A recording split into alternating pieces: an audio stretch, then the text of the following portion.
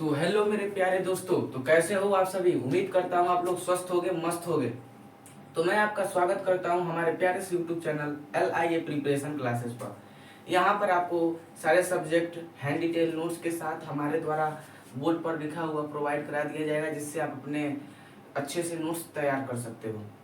तो आज हम पढ़ेंगे क्लास 10th का मैथ, वो भी 1.2। वो भी हमारा लेक्चर नंबर सेकंड और वीडियो नंबर भी सेकंड है, क्योंकि लेक्चर नंबर 1 में मैंने सारे फार्मूला को बता दिया है कि कौन कौन से फार्मूला इस चैप्टर में प्रयोग होंगे, जिसका हमारा यूज है। हाँ, तो अब बिना वीडियो को लंबा किए हम लोग सबसे पहले क्वेश्चन अपना देख लेते हैं कि क्वेश्चन कौन सा है। तो मेरा सबसे पहले क्वेश्चन है 1.2 का कि निम्नलिखित संख्याओं को अभाज्य गुणनखंड के गुणनफल के रूप में व्यक्त कीजिए। तो मुझे सबसे पहले इसका क्या करना है, अभाज्य गुणनखंड निकालना है। अभाज्य गुणनखंड सबको निकालना ऑलरेडी आता ही होगा, क्योंकि अभाज्य गुणनखंड आपको निकालने के लिए एक और विधि बताया गया था, वृक्ष विधि, जो लेक्चर नंबर 1 में बताया गया था। यहाँ पे वृक्ष विधि का उपयोग नहीं करना है, यहाँ पर सीधे आपको अभाज्य गुणनखंड विधि का उपयोग करना है, जिसमें से आपको पहला क्वेश्चन दिया है 140। तो 140 का जब आप हल करोगे अभाज्य गुणनखंड विधि से, तो सबसे पहले तो ऐसे आपको लाइन खींच लेना है ऐसे। अब देखिए ये अगर किसी भी संख्या के अंत में 0, 2, 4, 6, 8, 10, 12 इत्यादि अंक आते हैं, तो सभी संख्याएं 2 से विभाजित हो जाती है। तो ये 2 से विभाजित हो जाएगा, तो 2 सत्ते 14 है, 0 उतर जाएगा। फिर ये भी 2 से विभाजित हो जाएगा, 2 तिहाई 6, 2 पच्चे 10। अब देखिए किसी भी संख्या के अंत में अगर 5 आए, तो आप समझिए कि वो 3 से वरना 5 से विभाजित होगा। अधिकतर 5 से ही विभाजित होता है, तो ये 3 से नहीं विभाजित होगा, क्योंकि 3 एकम 3, अब 5 नहीं कटेगा, तो ये 5 सब कटेगा। तो 5 सत्ते 35 और 7 एकम 7। तो 140 का अभाज्य गुणनखंड क्या होगा हमारे पास, 2 इंटू 2 इंटू 5 इंटू 7। अगर इसको और ज्यादा शॉर्ट में लिखना है तो यहाँ पर दो बार है, तो यहाँ पे 2 की घात 2 कर देंगे और 5 इंटू 7 कर देंगे, यानी 2 आंसर आपका हो जाएगा। ये भी हो सकता है और ये भी हो सकता है। तो उम्मीद करता हूँ कि आपको पहला क्वेश्चन समझ में आ गया होगा। सेकंड क्वेश्चन आप लोग 156 है, 156 का आप कर लीजिएगा। यहाँ पर दिया है 156, आप 156 क्या कर लीजिएगा, कर लीजिएगा। अब है हमारे पास 38 यानी 3825। 3825 का हम लोग क्या करते हैं, अभाज्य गुणनखंड विधि करते हैं। तो यहाँ पर तीसरा क्वेश्चन, आपको दूसरा क्वेश्चन क्या है, होमवर्क है। 3825 का हम लोग फिर से इसका करते हैं। ऐसे सबसे पहले ड्रॉ करेंगे ऐसे। अब देखो मैंने बताया कि जब किसी संख्या के अंत में 5 आए तो उसे 3 और 5 से काटिए। तो सबसे पहले 5 से काटिए, तो सॉरी 3 से काटिए, तो 3 एकम 3, 3 दूना 6। यहाँ पर जब 3 दूना 6 हुआ तो 2 बचा, यहाँ पर 2 गया तो 22 हो गया। 3 सत्ते 21 और 3 पच्चे 15 कट गया। फिर से यहाँ पर 3 से काटिए, तो 3 चौको 12, 3 दूनी 6 और 3 पच्चे 15। फिर से इसको 3 से काटिए, तो 3 एकम 3, 3 चौको 12। देखिए 3 से नहीं कटेगा, अब कटेगा ये 5 से। क्यों 3 से नहीं कटेगा, क्योंकि 3 एकम 3 और 1 बचा 3 चौको 12, 5 कहाँ कटेगा, 5 3 से नहीं कटता है। तो आपको इसमें ऐसा करना पड़ रहा है कि सारी संख्याओं को विभाजित होना पड़ता है ना। तो 5 से काटिए, तो 5 अठे 40, 2 बचा, 5 पचे 25। फिर से 5 से काटो, तो 5 एकम 5, 3 बचा, 5 सत्ते 35। अब हमारे पास आ गया 17, 17 एकम 17। तो 38 और 25 का HCF आएगा 3 इंटू 3 इंटू 5 इंटू 5 इंटू 17। अब इसको और ज्यादा शॉर्ट फॉर्म में कैसे लिख दिया जाता है, यहाँ पर 3 दो बार है तो 3 का स्क्वायर इंटू 5 दो बार है तो 5 का स्क्वायर, और ये 17 है तो 17, यानी कि ये दोनों क्या हो सकते हैं, अंत में आंसर हो सकते हैं। आप चाहिए लिखिए चाहे लिखिए, यानी दोनों क्या है, 3825 के क्या है, HCF है, सॉरी HCF का अभाज्य गुणनखंड है। अब तीसरा क्वेश्चन है हमारे पास 5005। तो तीसरा क्वेश्चन हमको आगे बढ़ना है, आप इसका स्क्रीनशॉट ले लीजिए। उम्मीद करता हूँ आप इसका स्क्रीनशॉट ले लिए होंगे। तो 5005 का हम लोग सबसे पहले कर लेते हैं। 5005 का क्वेश्चन दिया है हमें चौथा, 5005 का। तो हल सबसे पहले लिखते हैं यहाँ पर, यहाँ पे लिखेंगे 5005। अब देखिए जिस संख्या के अंत में 5 है 3 से काटी थे, 3 से ये नहीं कटेगा। आप काट के एक बार देख लीजिए, आपके सामने काट रहा हूँ। 3 एक कम 3, यहाँ पे 2 बचा, यहाँ पे 2 बचा तो कितना हुआ 20, 3 छक्के 18, 2 बचा, 3 छक्के 18, 2 बचा 25। 3 से कटता है नहीं कटता, इसलिए 3 से ये नहीं कटेगा। अब इसको हम काटते हैं 5 से, तो 5 एक कम 5, 0 0 5 एक कम 5। अब ये किससे कटेगा? तो सबसे पहले इसको काटने के लिए हम यूज करेंगे कुछ इसको 7 से काटा जाए, 2 मिनट रुकेंगे, सॉरी इसको काटा जाए हमें, इसको काटते हैं 11 से,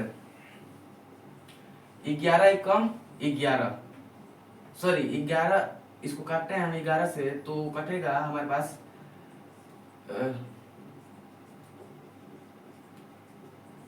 11 9 99, यहाँ बचा 1 1, 11 एक कम 11। ये बाबू कट जाएगा हमारा 7 से, सबसे पहले कटेगा, इसको 7 से काटो। 7 से काटा जाएगा तो 7 एक कम 7, कितना बचा 3, यहाँ पर 30 हो गया।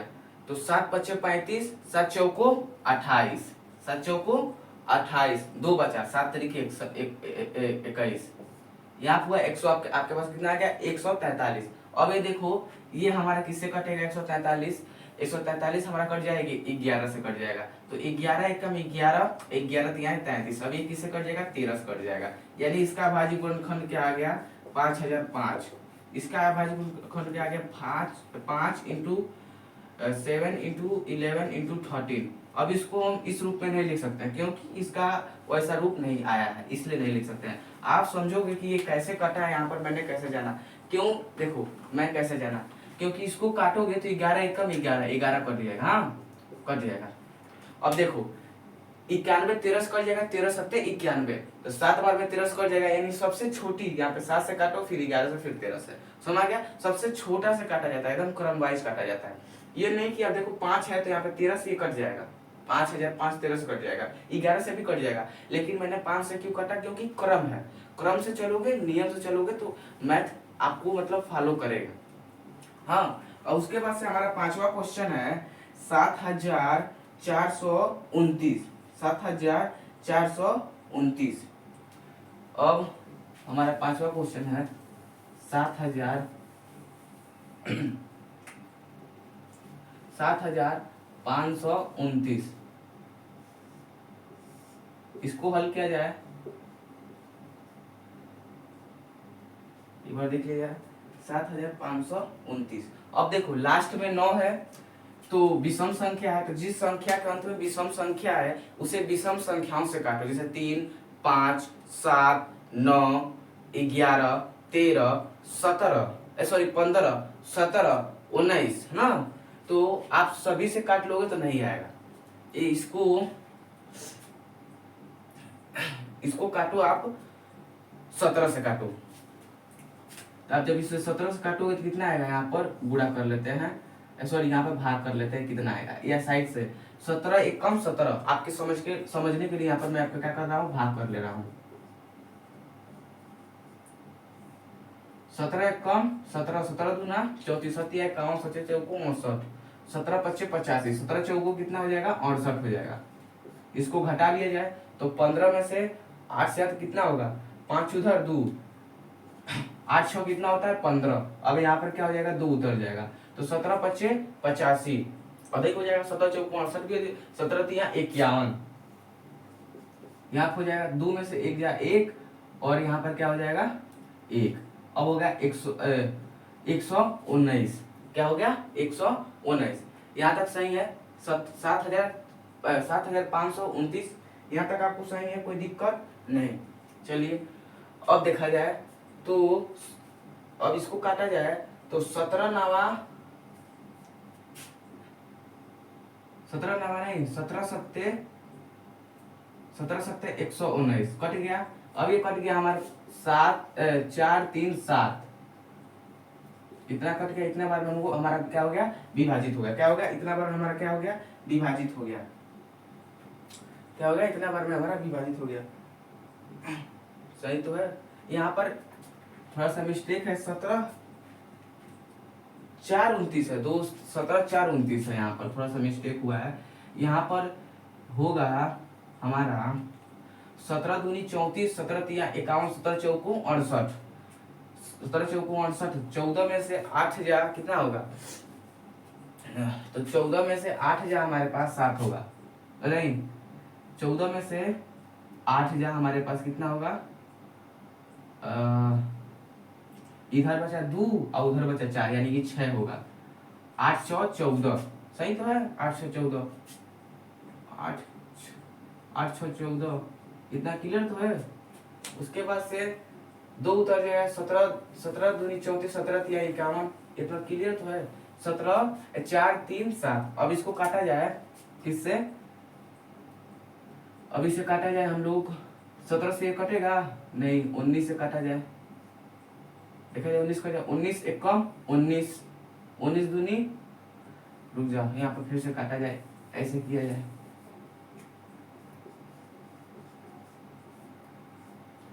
19 से कम 19, 19 दूनी 38, 19 3 57, 19 दूनी 38 से काटा जाए।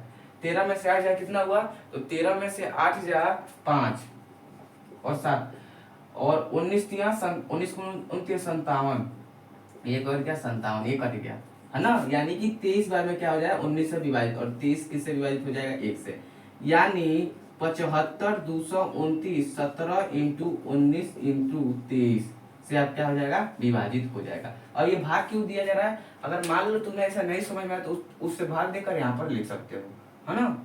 ये हमारे हम थोड़ा इजी करने के लिए इसको बताए हैं।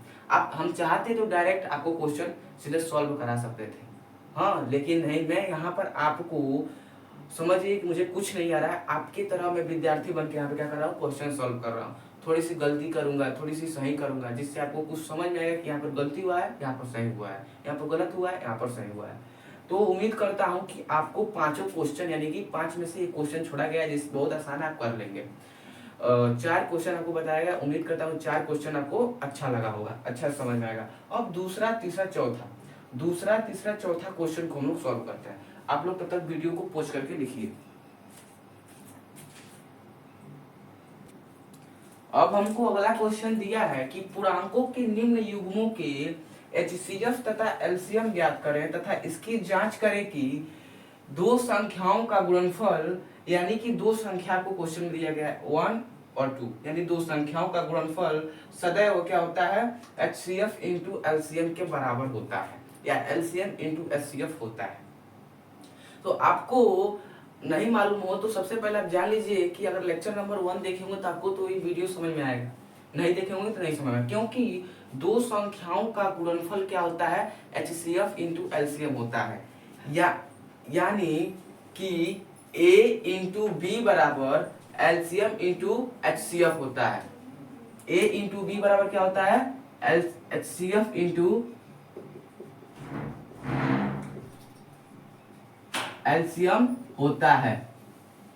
ये क्या होता है आपका, ये संख्या होता है कि A इंटू बी बराबर HCF इंटू LCM होता है, यानी कि A जहां पहली संख्या गुणे B जहां दूसरी संख्या, यानी कि A और B का क्या होगा, बराबर होगा HCF इंटू LCM।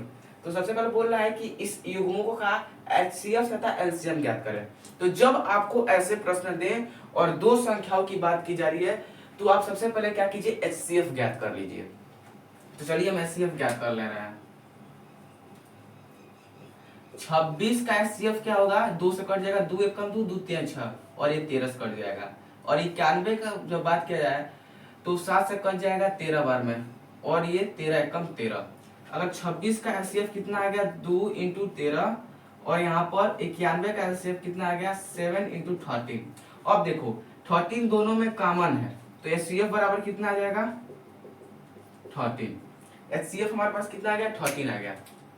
अब देखो LCM यहाँ से आराम से निकाल सकते हो। यहाँ पर LCM ज्ञात करने के लिए LCM आपको दो तरीके से लगा, यहाँ पर आप फार्मूला भी लगा सकते हो, और आपको फार्मूला यहाँ से बना दे रहा हूँ कि पहले यहाँ पर फार्मूला, यहाँ पर आपको 4 फार्मूला मिलेंगे। एलसीएम के लिए मिलेगा एलसीएम बराबर ए इंटू बी बट्टा एचसीएफ। हाँ, यहाँ पर फार्मूला आपको मिलेगा, या आप 2 तरीकों से लगा सकते हो। एलसीएम निकालने के लिए आप एक फार्मूला है ए इंटू बी बट्टा एचसीएफ, जो कि पहली यानी कि लेक्चर नंबर 1 में पढ़ा दिया गया है।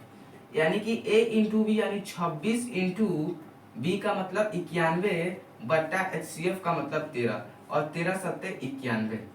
हाँ, यहाँ पर आपको गुणा कर लिया जाए तो 7 छक्के 42 के 2 हासिल 4, 7 दूनी 14, 7 दूनी 14, 14 4 18 यानी कि 182। आप ऐसे भी लगा सकते हो, या फिर ऐसा नहीं लगाना चाहते तो एलसीएम लिखो। एलसीएम बराबर आपको जो कॉमन मिला है उसको लिख लो, और उसके बाद से जितना बचता है उसको क्या करो, उतार दो, यानी 2 इंटू 7। इसका भी गुणा करोगे तो 7 दूनी 14, और 14 में 13 गुणा करोगे तो 182 आएगा। हाँ, तो ऐसे भी लगा सकते हो। जो कॉमन मिला है सबसे पहले उसको लिख लो, जो जिसके पास जितना बचता है उसको लिख लिया जाता है। तो दोनों तरह से आप क्या कर सकते हो, एलसीएम और एचसीएफ निकाल सकते हो। आपको यहाँ पर समझ में आ गया कि हमारे पास क्या आया कि एचसीएफ बराबर 13 और एलसीएम बराबर 182 आया। तो क्या इस फार्मूला में हम रखें, क्वेश्चन क्या कर रहा है कि 2 संख्याओं का गुणनफल इतना ही होता है, तो क्या हम इस फार्मूला में इसको वैल्यू को पुट किया जाए तो इतना आ सकता है क्या? जांच कर लेते हैं। जांच करें कि a इंटू बी यानी कि 26 इंटू 91 बराबर 13 इंटू 182, मतलब दोनों बराबर होंगे क्या? तो सबसे पहले इसका गुणा कर लेते हैं। तो 26 का 91 में गुणा किया जाए तो 26 से कम 26 के 6, 26 से कम 26 के 6 हासिल 2, 26 नवा, तो 26 नवा क्या होता है, तो 9 पचे 9 दूनी 18, 9 3 17, 9 पचे 45, 9 छके 54 के 4 हासिल 5, 9 दूनी 18, 18 5 23, 18 5 23, यानी 234 और 2 कितना हो गया, 234 और हासिल क्या था 2, तो जोड़ा गया तो 6 3 2, यानी कि हमारे पास आया इतना आया 23 66 आया। तो इसका हम जब करेंगे तो हमारे पास क्या आएगा 23 66 इसका आएगा। क्या इसका गुणा करें, 13 13 13 दूनी 26 के 6 हासिल 2, 13 7 91, 13 8 113, 8 3 की 24, 13 8 113, 8 3 की 24 का हासिल 2, 8 कम 8 2 16, अरे रे गड़बड़ हो गया, 8 कम 8 2 10, 13 8 104, तो 13 8 104 और कितना हासिल था 13 13 दूनी 26 हासिल 2, 104 2 106 हो गया ना। आपको अगर नहीं समझ में आया गुणा तो सबसे पहले ध्यान समझिए किस तरह गुणा किया जा रहा है, कि यहाँ पर हमने 13 का 182 में डायरेक्ट गुणा कर रहा हूँ कि 182 है और यहाँ पर 13 है। हाँ, तो 13 13 13 दूनी 26 के 2 हासिल 13 13 13 दूनी 26 का 6 हासिल 2, 13 8 104, 104 और 2 कितना होता है 104 और 2 106, फिर से 6 हासिल आपका 10, 13 कम 13 13 10 23, यानी कि यहाँ पर हमारा क्या हो गया बराबर हो गया, यानी कि LHS बराबर कितना हो गया RHS, जो कि हमारा क्या करता है ये मान प्रदर्शित करता है कि जो पहली और दूसरी संख्या है वो एलसीएम इंटू एचसीएफ के बराबर होता है। इसी प्रकार सेकंड क्वेश्चन है हमारा कि 510 और 92, 510 और 92, इसको आप पूछ करके लिख लीजिए। क्या है कि 510 और 92, तो 510 और 92 का एचसीएफ निकाला जाए। सबसे पहले तो एचसीएफ निकाल लिया जाए इसका। तो 510 का अगर एचसीएफ निकाले हम तो क्या आएगा 2 दूनी 4, 2 पच्चे 10 और 2 पच्चे 10। अब इसको 3 से काटो, क्योंकि किसी भी संख्या के अंत में 5 आए तो उसे 3 और 5 से काटा, पहले 3 से काट लिया जाए। तो 3 8 24 और 3 पच्चे 15 कट जाएगा। फिर 5 से काटो तो 5 एकम 5, 5 एकम 5 कितना बचा 3 बचा, 5 7 35। अब ये 17 से कट जाएगा, 17 एकम 17, इतना आ गया। 92 से काटो, 92 का 2 से काटो तो 2 चौको 8 और 2 छक्के 12, 46 दूनी 92 और 2 दूनी 4, 2 3 6 और 23, आ गया हमारे पास। तो अब देखो 510 का हमारे पास आया 2 इंटू 3 इंटू 5 इंटू 17, और हमारे पास 92 का आया 2 इंटू 2 इंटू 23। अब यहाँ पे देखा जाए तो बस दो कॉमन है और कुछ कॉमन नहीं है, यानी कि HCF बराबर हमारे पास क्या आ जाएगा 2, और LCM बराबर आप सीधे फार्मूला लगाओ या फिर ऐसे भी कर सकते हो। देखो दो कॉमन है यहाँ पर, 2 8 बच गया तो 2 into 3 into 5 into 17 into 2 into 30, ऐसे इसका गुणा करके आप लिख सकते हो। या फिर आप सीधे फार्मूला लगाओ LCM बराबर A इंटू बी बटा HCF। तो A इंटू बी यानी कि 510 इंटू 92 बटा HCF कितना हमारे पास है, हमारे पास HCF 2 आया है, तो 2 से इसको काट दो, तो 2 चौको 8 और 2 छक्के 12, यहाँ पे क्या आ गया हमारे पास 46। अब इसको जब गुणा किया जाएगा, हम लोग गुणा किया जाएगा तो 23,460 आएगा, 23,460 आएगा इसका गुणा किया जाएगा। तो अब क्या इसको जांच कर लिया जाए, इसको भी गुणा करोगे तो 23,460 आएगा। इसको जब मतलब क्या किया जाए, इन दोनों का गुणा कर लिया जाए, यानी 510 इंटू 92 का गुणा कर लिया जाए, और फिर से किस में गुणा कर लिया जाए, 2 इंटू इतना, सबसे पहले आसान है इसको गुणा कर लिया, 2 में 0 गुणा कर 2 0, 6 दूनी 12 के 2 हासिल 1, 4 दूनी 8 1 9, 3 दूनी 6 और 2 दूनी 4। क्या इसको गुणा करने पाएगा? अगर इसको गुणा करने पाएगा तो देखा जाए 92 का गुणा अगर 0 में करेंगे तो 0 आएगा, 92 कम 92 2 हासिल 9, और 92 25 कितना होता है, 92 25 आप यहाँ पर क्या कर सकते हो, कैलकुलेशन कर सकते हो, 92 25 5 दूनी 10 के 0 हासिल 1, 9 25 45 1 46 हो गया, और यहाँ पर 9 जोड़ दो तो कितना हो जाएगा 4 9, यहाँ पर 9 अगर जोड़ दिया जाए तो कितना आ जाएगा 969, सॉरी 469, 469 आ गया। यानी कि ये भी हमारा क्या हो रहा है, LHS बराबर RHS, दोनों क्या हो रहा है, संतुष्ट हो रहा है, यानी कि ये भी हमारा सही है, यानी LCM A इंटू बी बराबर HCF इंटू LCF के बराबर होता है। तो उम्मीद करता हूं आपको ये क्वेश्चन क्या होगा, अच्छा लगा होगा। अब हमारे पास आता है तीसरा क्वेश्चन। तो तीसरा क्वेश्चन सेम इसी तरह आप कर सकते हैं, 336 और 54 का है, आप लोग कर लीजिएगा ना, और इसको आप लिख लीजिए। अब हम चलते हैं अपने अगले क्वेश्चन पर।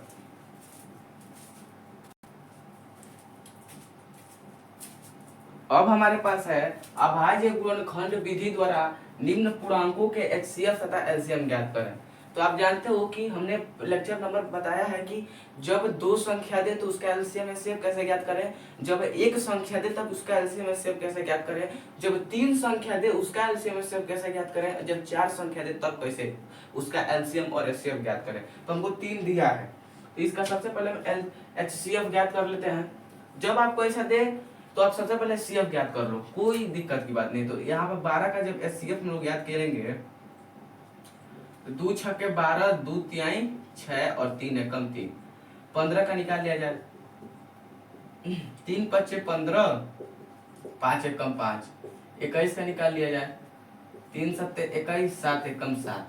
अगर बात करें 12, 15 और 21 का HCF की, इसका है 2 इंटू 2 इंटू 3, इसका है 3 इंटू 5 और इसका है 3 इंटू 7। आया कि नहीं आया? यहाँ पर हम देखें तो 3 क्या है, तीनों फैक्टर में क्या है, कॉमन है, यानी कि तीनों अभाज्य गुणनखंड में क्या है, 3 कॉमन है। तो हमारा HCF क्या आ जाएगा 3। अगर LCM की बात करें तो यहाँ पर फार्मूला आप नहीं लगा सकते, क्योंकि वो फार्मूला बस दो संख्याओं के लिए है। LCM बराबर A इंटू बी बटा HCF, ये है 3 संख्याओं वाली। तो अब यहाँ पर क्या करें, यहाँ पर जितने संख्या देखो जो आपको कॉमन मिला है उसको लिख लिया जाता है, और जितने संख्या बचते हैं उसको यहाँ पर आपस में क्या कर दिया जाता है, गुणा कर दिया जाता है। 2 इंटू 2 और 5 फिर 7, अब इसका गुणा कर लिया जाए, 3 दूनी 6, 6 दूनी 12, 12 पच्चे 60, 12 पच्चे 60 और 60 सत्ते तो 7 छक्के 42, यानी कि 420, क्या 420, जो कि हमारा यही है आंसर। यानी कि एलसीएम हमको मालूम चल गया 420, एचसीएफ हमको मालूम चल गया 3, यानी कि हमारा ये दोनों क्या है, अपना आंसर है। हमें यही ज्ञात करना था। अब मैं सेकेंड क्वेश्चन में बोल रहा है कि आप ज्ञात कीजिए 17, 23 और 29 का एलसीएम तथा एचसीएफ। दूसरा क्वेश्चन बोल रहा है 17, 23 और 29 का ज्ञात करना है और 29 का। तो हल करते हैं। 17 का सबसे पहले ज्ञात करें तो 17 एकम 17, 23 का सबसे पहले 23 एकम 23 और 29 का सबसे पहले ज्ञात करें तो 29 एकम 29। यहाँ पर आपको, क्योंकि ये सब ऐसी संख्याएं हैं जो सिर्फ स्वयं से कटेंगे, यानी कि ये कौन सी संख्या है, एक अभाज्य संख्याएं हैं। तो आप देखें 17, 23 और 29 में इसका अभाज्य गुणनखंड निकाला गया तो 17, 23 और 29 आया। आप इसको चाहे तो एक यहाँ पर लिख सकते हैं। हाँ, अब देखा जाए, क्योंकि इसे एक से भी काटेंगे तो क्या आएगा, एक ही आएगा, फिर इसको एक से काटेंगे तो एक ही आएगा, फिर इसको एक से काटेंगे तो एक ही आएगा। तो अब देखो यहाँ पर एक तीनों में क्या है, कॉमन है, तो एचसीएफ बराबर हमारा क्या हो जाएगा, एक हो जाएगा। एलसीएम बराबर क्या हो जाएगा, एलसीएम 17 इंटू 23 इंटू 29। इसका गुणा जब हम लोग करेंगे, काउंट थोड़ा अधिक है, जब इसका गुणा किया जाएगा तो 11, 33, 9 आएगा, यानी कि 11,339 आएगा। इतना आपको आंसर आएगा। हाँ, इसका जब आप लोग गुणा करेंगे तो उम्मीद करता हूं कि आपको ये दो क्वेश्चन आपको समझ में आएगा। तीसरा क्वेश्चन है हमारा 8, 9, 25। 8, 9, इसको आप लोग स्क्रीनशॉट ले लीजिए, उम्मीद करता हूं ले लिए होंगे। तो 8, 9, 25 का हम लोग देख लेते हैं। तीसरा क्वेश्चन है हमारा 8, 9 और 25। हल 8 का निकालो तो 2 चौको 8, 2 दूनी 4, 2 एकम 2। 9 का निकालो तो 3 तरीके 9, 3 एकम 3 और 25 का निकालो तो 5, 5 पच्चे 25 और 5 एकम 5। 8, 9 और 25 का एचसीएफ की बात की जाए तो 222, 33 और 55 आएगा हमारे पास।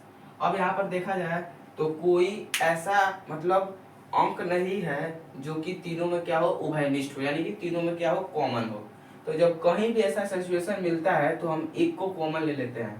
क्या करते हैं, एक को कॉमन क्या करते हैं, कॉमन ले लेते हैं। जैसे कि मैंने इसमें लिया तो एक लिया तो एचसीएफ बराबर हमारे पास क्या आ गया, एचसीएफ बराबर हमारे पास आ गया 1 और एलसीएम बराबर हमारे पास क्या आ जाएगा, अब इन सबको गुणा कर लिया जाए, यानी 2 पे घात 3 और 3 पे घात 2 और 5 पे घात 2। समझ में आ गया क्या किया है, यानी कि 3 है तो इसको 3 बार लिखने के बजाय मैं 2 पे घात 3 कर दिया, इसको 2 बार लिखने पर 3 पे घात 2 कर दिया और इसको भी 2 बार लिखने पर ऐसा कर दिया। अगर मैं इसका करूं 2 इंटू 2 इंटू 2 तो 2 दूनी 4 दूनी 8, 3 तरीके 9, 5 पचे 25, क्या हो जाएगा, इतना आ जाएगा। अब इसका जब हम लोग क्या करेंगे, गुणा करेंगे, इसका क्या करेंगे हम लोग, जब क्या करेंगे गुणा करेंगे तो 1800 आएगा, है ना। या फिर ऐसे कर लिया जाए, क्या आएगा, 1800 आ जाएगा। ये भी आ जाएगा, दोनों का क्या आ जाएगा, आंसर आ जाएगा।